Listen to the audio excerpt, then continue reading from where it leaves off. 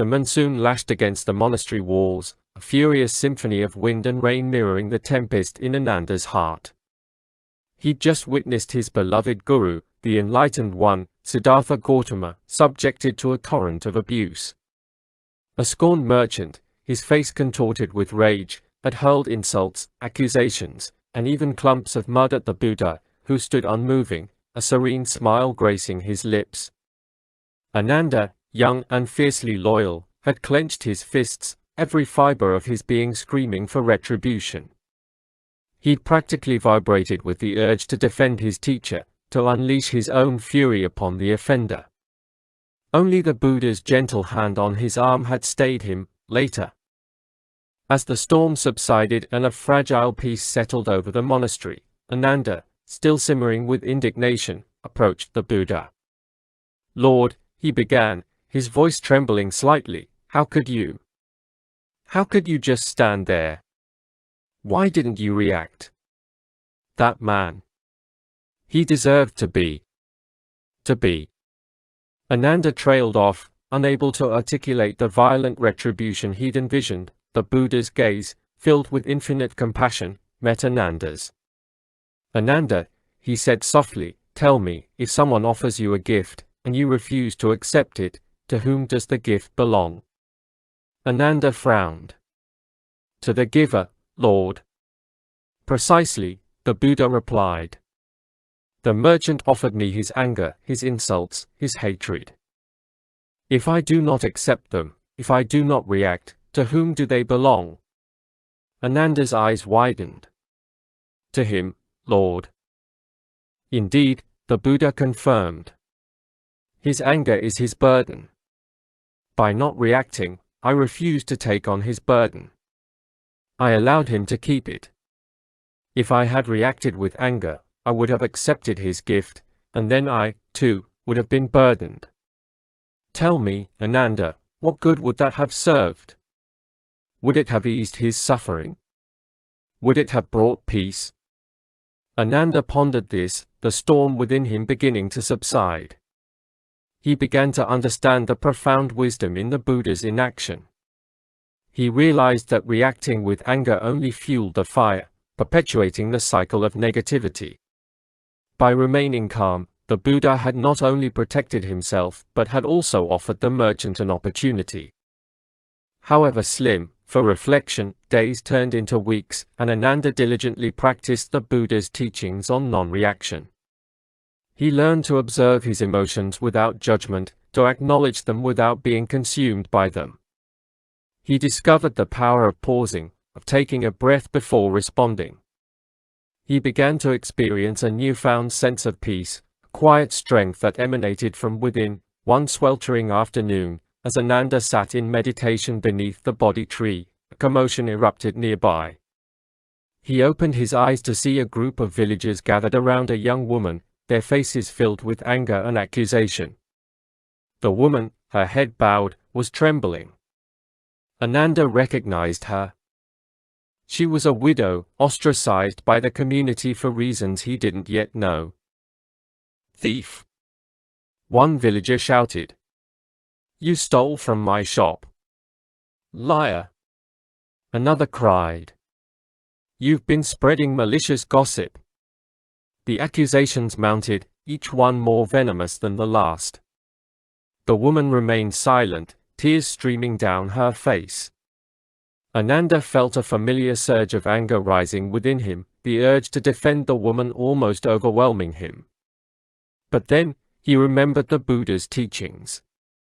He took a deep breath, and instead of reacting, he simply observed. He watched as the villagers' anger escalated, their words becoming sharper, their accusations more severe. He noticed how their faces were contorted with rage, how their bodies were tense. He saw how they were consumed by their emotions, how they were trapped in a cycle of negativity, and then, he saw something else. He saw a flicker of fear in the eyes of one of the villagers, a young man who had been particularly vocal in his accusations. Ananda realized that the young man wasn't just angry, he was afraid. He was afraid that the woman had indeed stolen from him, afraid of the loss, afraid of his own vulnerability, Ananda approached the group, his voice calm and steady. "Brothers, sisters," he said, "I understand your anger, but I implore you, let us not be consumed by it. Let us hear the woman's side of the story." The villagers, surprised by Ananda's calm demeanor, hesitated. The young man who had been so vehemently accusing the woman looked away. His face flushed. Ananda turned to the woman. "Sister," he said gently, "can you tell us what happened?" The woman, still trembling, managed to speak. I didn't steal anything," she stammered. I was borrowing some rice. I needed it for my children." A hush fell over the crowd. The young man who had accused her of theft looked up, his eyes filled with confusion. "Borrowing?" he whispered. "Yes," the woman replied. I was going to return it. I swear." The young man's face crumpled. He looked at the woman, then at the ground. I thought." He trailed off, unable to articulate his fear, his assumption, his mistake. Ananda turned to the villagers.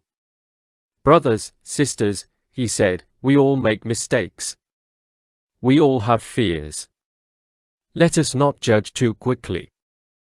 Let us not be consumed by our anger. Let us instead offer compassion and understanding." The villagers, their anger now dissipated, began to murmur in agreement. The young man who had accused the woman stepped forward, his face filled with shame. I'm sorry," he said to the woman. "I was wrong." The woman looked at him. Her tears now replaced with a gentle smile. "It's all right," she said. "I understand." Ananda watched as the villagers dispersed, their faces no longer contorted with anger but softened with understanding. He felt a deep sense of peace, a profound understanding of the power of non-reaction. He had not reacted to the villagers' anger, nor had he reacted to his own initial surge of indignation. He had simply observed, understood, and acted with compassion. Years later, Ananda, now a revered teacher himself, was recounting this story to a group of his students. He emphasized the importance of controlling one's emotions, of not reacting impulsively, of understanding the root cause of anger and fear. He explained how non-reaction was not about suppressing emotions, but about observing them, understanding them, and choosing how to respond, rather than simply reacting. One of his students, a young man named Devadatta, raised his hand. "Teacher," he asked, "what happened to the merchant who had abused the Buddha all those years ago?" Ananda smiled. "Ah, Devadatta," he said. "That is an interesting story. The merchant, consumed by his own anger and hatred, wandered from village to village, spewing his venom, finding temporary solace in his rage. But his anger, like a fire, eventually consumed him. He grew ill, both in body and mind, his heart heavy with the burden of his negativity. He became a shadow of his former self, a cautionary tale of the destructive power of uncontrolled emotions." Devadatta nodded, understanding dawning in his eyes, but Ananda continued, his voice taking on a different tone, "That is not the end of the story. One day, many years later, a frail old man, his eyes filled with remorse, stumbled back to the monastery. He was barely recognizable. It was the merchant. He had finally understood the Buddha's message, the power of non-reaction, the futility of anger. He had come to ask for forgiveness. A gasp rippled through the group of students. And, Ananda concluded, his voice soft, the Buddha, of course, forgave him. Not because the merchant deserved it, but because forgiveness is not about the other person, it is about freeing oneself from the burden of resentment. It is about choosing peace over anger. Devadatta was silent for a moment, then he spoke, his voice filled with awe. "Teacher," he said, "that is an incredible story. It teaches us so much about the power of non-reaction, the importance of controlling our emotions, and the transformative power of forgiveness. Ananda smiled. Indeed, Devadatta, he said. But the most important lesson, the one that took me years to fully understand, is this: the merchant's anger, his hatred, his insults. They were all gifts. Not gifts of kindness, but gifts nonetheless. They were gifts that taught me the true meaning of non-reaction. They were gifts that ultimately led me to peace. He paused, letting his words sink in. And the greatest gift of all, he concluded, was the realization that the merchant's anger, his burden, was never truly mine to carry.